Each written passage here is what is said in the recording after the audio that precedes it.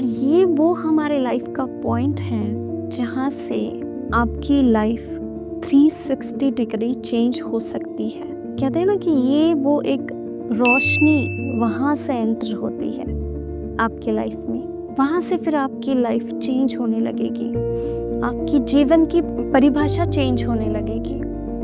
तब जाके आप धीरे धीरे जीवन को अलग व्यू से देख पाएंगे।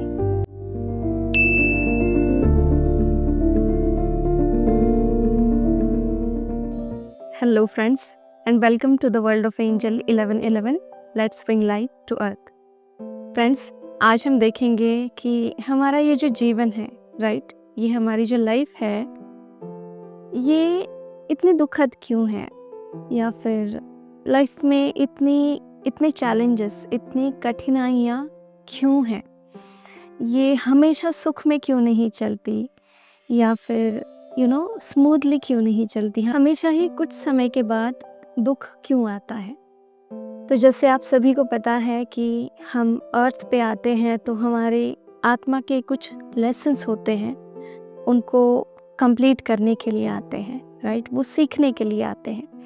और जो अर्थ है वो ड्यूअलिटी का प्लैनेट है, राइट। और जैसे कहा जाता है कि इट्स एक स्कूल है। अर्थ जो है ये एक स्कूल है, बट बड़ा कठिन स्कूल है कहते हैं। तो जब हम कहते हैं कि अर्थ जो है वो ड्यूअलिटी का प्लैनेट है, तो ड्यूअलिटी मतलब क्या? जैसे हम कहते हैं पॉजिटिव और नेगेटिव, राइट, सुख दुख, फेमिनाइन मास्कुलाइन, राइट। तो अर्थ पे आने के बाद हमें इस ड्यूअलिटी से अनुभव लेते हुए वननेस में आना होता है।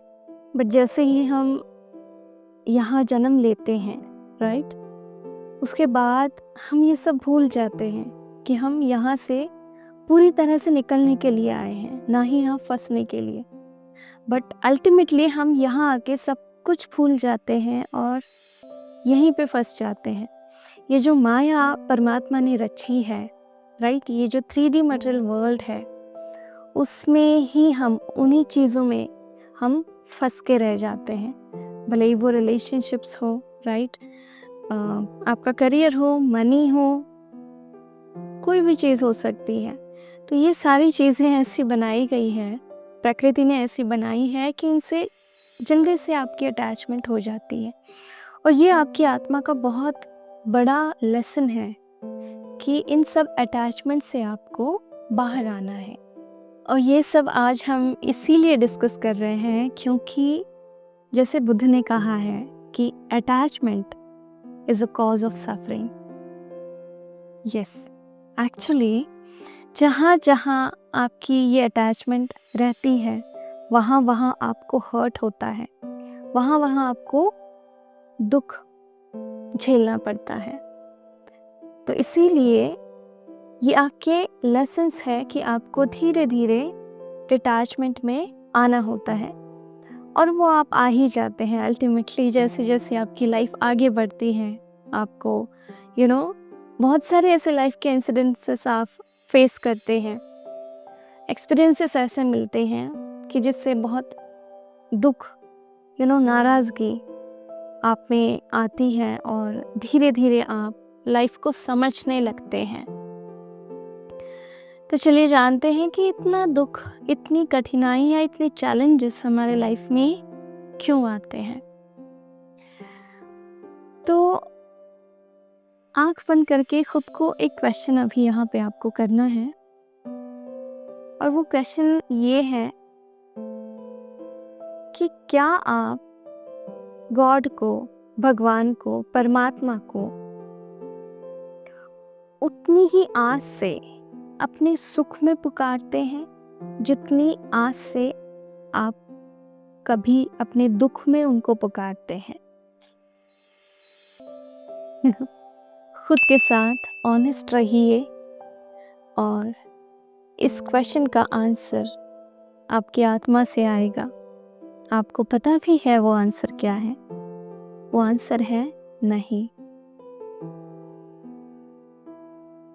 यस, एक्चुअल में ये इंसान की फितरत है, ये इंसान का नेचर है, स्वभाव है कि वो सुख में उतनी आस से भगवान को नहीं पुकारता जितनी आस से वो दुख में पुकारता है।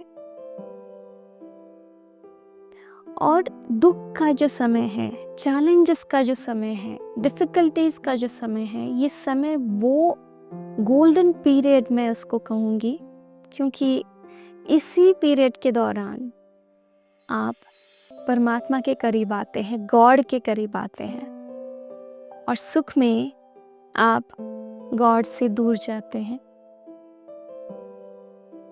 आप अपनी रियलिटी चेक करें, पीछे जाके देखें कि आपके साथ भी यही होता है कि आप जब बहुत ज़्यादा खुश होते हैं, अंदर से गॉड के साथ आपका कनेक्शन थोड़ा सा डिस्कनेक्ट होता है, और ये रियलिटी है, राइट? तो इसीलिए मैं इनको गोल्डन पीरियड इसीलिए कहती हूँ कि यही वो समय है जब हम गॉड से और ज़्यादा गहरे में कनेक्ट होते हैं। क्यों? क्योंकि उस समय इंसान के सभी होप्स छूट जाते हैं, राइट? मतलब परमात्मा इंसान को किसी न किसी ऐसे स्टेज पे ला रखता है कि वो पूरी तरह से होपलेस हो जाए, उसके पास अभी कोई रास्ता नहीं बचा है। जो कंट्रोल करने की उसकी आदत होती है, लाइफ की सिचुएशंस को अपने मुताबिक करने की, कि ये मेरे हिसाब से नहीं चल रहा है, ये इंसान मेरे हिसाब से नहीं चल रहा है, ये सिचुएशन ऐसी नहीं होनी चाहिए, ऐसी होनी मेरे हिसाब से होनी चाहिए। तो ये सारी कुछ उसकी जो सोच है, ये सारा कुछ आउट ऑफ ईगो आता है, आउट ऑफ लॉजिक आता है। तो एक ना एक ऐसा दिन आ ही जाता है, परमात्मा लाता ही है कि उस इंसान के पास कोई वे नहीं बचा है, कोई वे नहीं बचा है सिचुएशन चेंज करने का, कुछ करने का, कुछ कंट्रोल करने का, और उसके पास सिर्फ एक ही उपाय बचता है, जो है सरेंडर, शांत बैठना, कुछ नहीं कर सकता है, राइट? और ये वो हमारे लाइफ का पॉइंट है जहां से आपकी लाइफ 360 डिग्री चेंज हो सकती है। कहते हैं ना कि ये वो एक रोशनी वहां से एंटर होती है आपकी लाइफ में, कि वहां से फिर आपकी लाइफ चेंज होने लगेगी, आपकी जीवन की परिभाषा चेंज होने लगेगी, और तब जाके आप धीरे धीरे जीवन को अलग व्यू से देख पाएंगे। क्यों? क्योंकि आत्मा ने उस समय वो लेसन ले लिया है कि यहाँ कोई अपना नहीं है, राइट? सिर्फ गॉड, सिर्फ परमात्मा जो है वही सत्य है। तो बस इन्हीं अनुभवों के लिए ज़्यादा से ज़्यादा डिफ़िकल्टीज़ और दुख, राइट, मिजरी हमारे लाइफ में होती है। और ऐसा नहीं है कि ये कोई दूसरा डाल रहा है। समटाइम्स लाइफ में ऐसी सिचुएशंस आती है कि किसी दूसरे मेंबर्स की वजह से आपको कुछ सहना पड़ता है, आपके लाइफ में दुख आता है, बट ये भी प्लान्ड है ऑलरेडी, राइट? और ये प्लान किया किसने है? आपने खुद ने ही किया है। जी हाँ, जब हम अर्थ पे बर्थ लेते हैं उससे पहले हम खुद ही ये सोल प्लान करके आते हैं कि यस, ये इस तरह का सिचुएशन इस टाइम पे होगा, ये इंसान से मुझे ये सोल कॉन्ट्रैक्ट मेरा है और वो इस तरह से ख़त्म होना है, राइट? तो ये सारी चीज़ें हम ही करके आ रहे हैं। तो अगर आपको इतना पता चल ही चुका है तो क्यों ही किसी को दोष देना, है ना?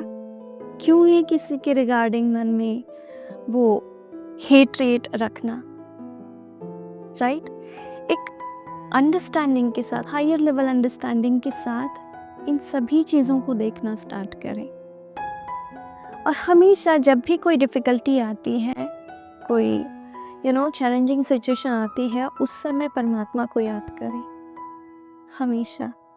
और एक डीप फेथ रखें गॉड के प्रति, एक डीप फेथ रखें कि definitely there is something that God wants me to learn.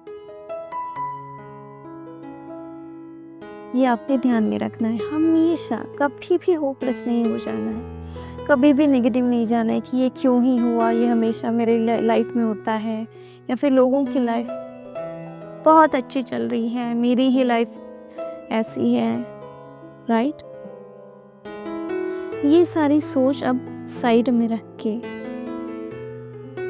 इसमें ये पॉजिटिव देखना स्टार्ट करें कि गॉड मुझे इसमें क्या समझाना चाह रहा है, या फिर गॉड मुझे क्या सिखाना चाह रहा है इसके थ्रू, राइट। और समर्पण बहुत बड़ी चीज़ है, बहुत बड़ी चीज़ है। जब तक आप अपना ये कंट्रोल जो होता है ना लाइफ में, आप हर एक सिचुएशन को कंट्रोल करना चाहते हो, हर एक चीज़ को कि मुझे अभी चाहिए, मुझे ये अभी करना है, या ये चीज़ मुझे अभी लेनी है, तो ये जो है ना कंट्रोलिंग वाली सिचुएशन, ये ईगो बेस्ट है। Until and unless you drop your ego totally, you can't surrender yourself to God. और जब तक आप गॉड को पूरी तरह से सरेंडर नहीं करते, तब तक आप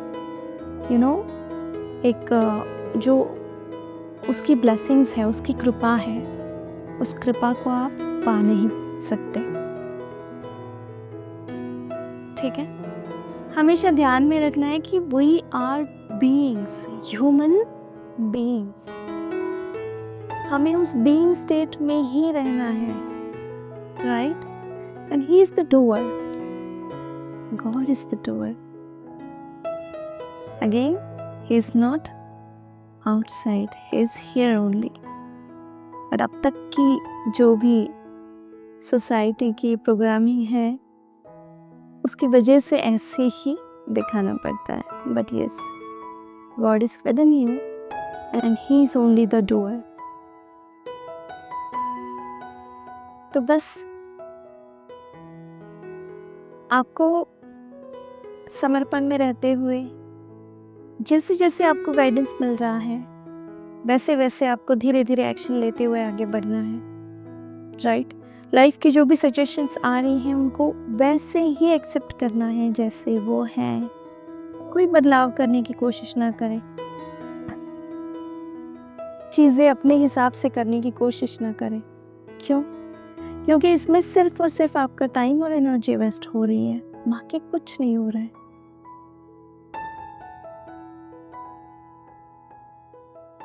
ठीक है, तो होपफुली आप समझ चुके हैं कि हमारे इस लाइफ में इतना दुख क्यों है, इतनी कठिनाइयाँ क्यों हैं। तो चलिए आज के लिए इतना ही। खुद का ध्यान रखें, खुद को सेफ रखें। God bless you all.